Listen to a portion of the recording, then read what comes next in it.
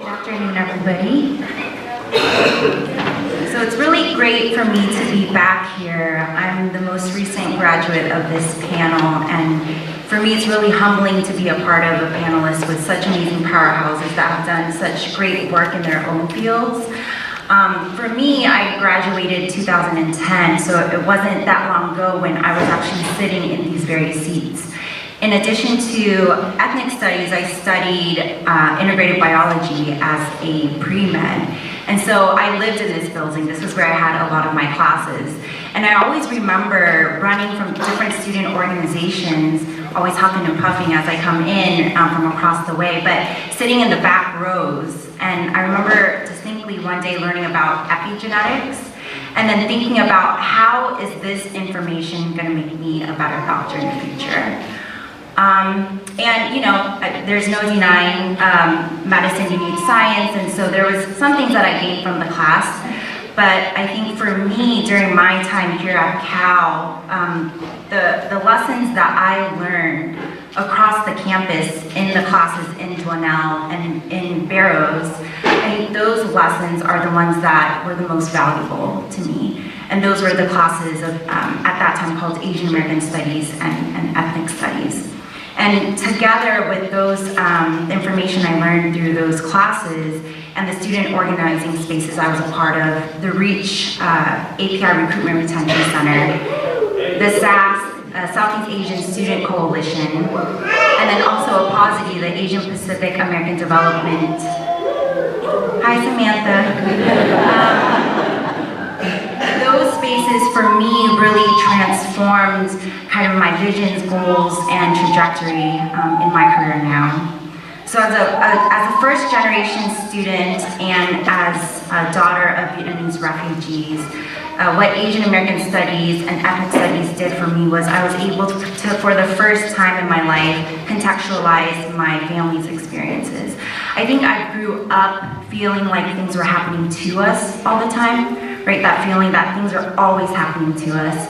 And it wasn't until I took these classes that I began to place my family's experiences in the larger context of US colonialization, imperialism, how displacement, and also how intergenerational violence shapes our lives. So in the midst of placing my own family's experiences in the larger picture, I was also able to find my own identity as a young Southeast Asian woman, and also as a person that I decided at that point I would no longer be complicit in the experiences and in kind of the structural and racial oppression that a lot of our communities face. And so what that looks like for me during college was working with a lot of young people, a lot of Southeast Asian young people, in working to address K-12 pipeline issues. And a lot of that work that I did earlier on later informed my activism as a medical student and now as a physician. One of the ways in which that manifests in my life was a part of my own work in co-organizing White Coats for Black Lives at UC Davis.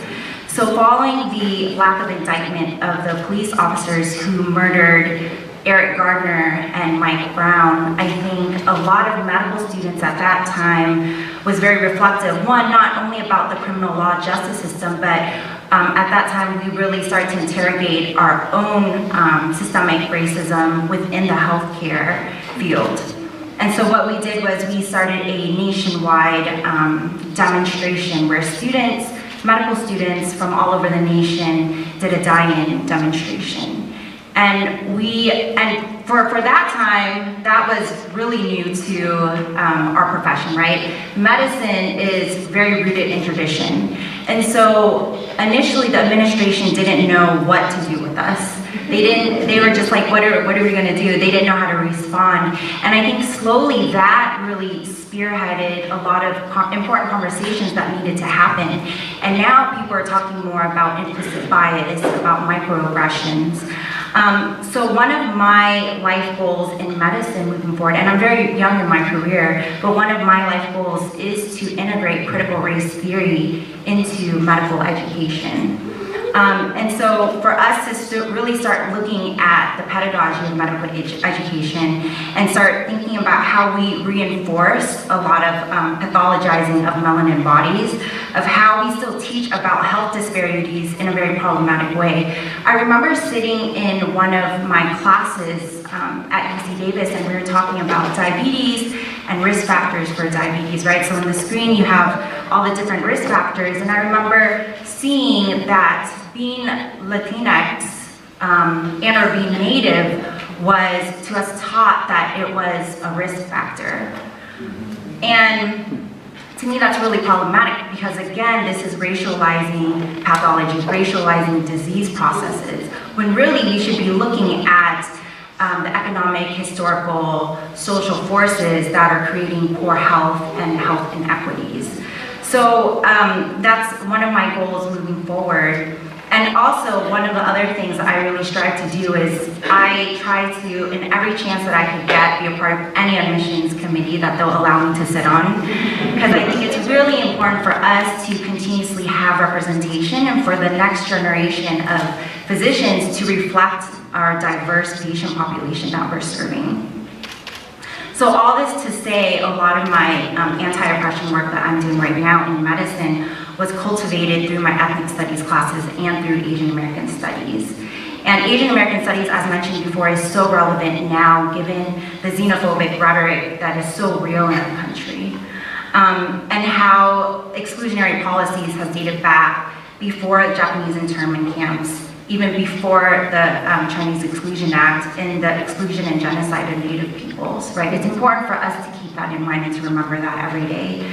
And more recently, to think about what's facing our own communities, and that's with deportation, and how that affects our Latinx communities, but also our Southeast Asian communities. And so one of the tenets of ethnic studies is that the personal is political. So I wanted to share with you all how deportation has touched my family's life very recently. So my uncle came over here, he came by boat with my family, and as in true refugee style, a lot of families live together in one household, and so we lived together, and I grew up with him.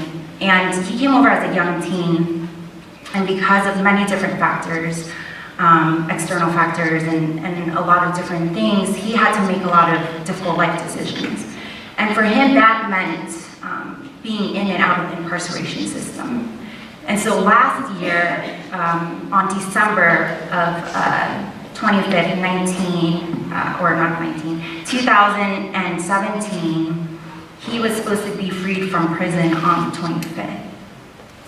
And instead of receiving a phone call, a happy phone call from our aunt saying that he was going to be reunited with his now 5 kids, one of which is 9 months old and who he has not been able to hold outside of the prison walls, we received a call that he was picked up by Homeland Security and that he was facing deportation. And so this is something that's very real for our family now. Sorry for being emotional, but something that's very real and that I think our family is still processing, right?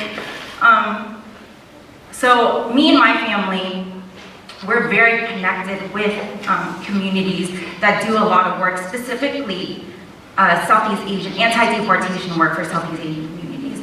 So naturally, we got on our phones, we called day after day, we called a lot of different lawyers, we contacted a lot of different organizations to try to get resources. And for us, it was so hard. Even if we were a family that was so connected, it was hard for us to get resources. And so for months and months, we just stayed in limbo, just every day worrying if we're going to receive a phone call, if he was going to be deported or what's going to happen to him. And I was talking to my friend who is a powerful Pacific Islander woman who is now executive director of a PI organization. And she said something to me that was just really profound and very simple. She said, we're in all these places now, right? I'm a physician, she's executive director, but what does that mean when we have all the access and not enough power? And I think at that point, it really resonated with me because I felt so powerless. This was happening to our families, yet again, something happening to our families. And so I felt powerless, but being reflective kind of my own experiences, we do have power. We have so much people power. We have, like, just look at this room. There's folks in all different fields doing so much great and amazing work, but I think we become so siloed in our own fields that it's hard to harness the people power that we truly have. And so my call to action would be for us to break down those barriers and start to really work together and address a lot of these issues. And particularly now in this day and age, I think one of the more important and pertinent issues is to talk about immigration and deportation. So I just want to end my remarks with how Asian American studies and ethnic studies changed my life and how the lessons that I brought with me. And before I do that, I want to just again give homage and recognize the Third World Liberation Front in 1969 and also the ethnic study strikes of 1999, because without them, I wouldn't be here, we wouldn't be here in this room, and my whole life would be completely different, so I just wanted to pay homage. So the 4 things that I walked away with from Asian American Studies and Ethnic Studies. 1, it taught me how to be critical and insightful, and to really be able to recognize the creation and maintenance of power and privilege, and for me now how I place myself in that spectrum, being an educated woman of color physician, right, and what does that mean? 2, it gave me the framework to challenge racism, discrimination, and oppression in any way that I can in terms of the institutions I'm a part of, but also in larger policy advocacy work. 3, it also transformed the way that I treat and heal patients. I strive to always treat patients in the context of their environments and their histories. And for me, my goal moving forward is to always center my work around people and communities who not only live and struggle, but survive and thrive at the margins of society. Lastly, and this is more for the young people in this room and the students in this room, in whatever fields that you're going into, for me, I'm just starting my career, and my advice is to always bring yourself, bring your history, bring your families into whatever space you're a part of, and to be unapologetic about that. Thank you.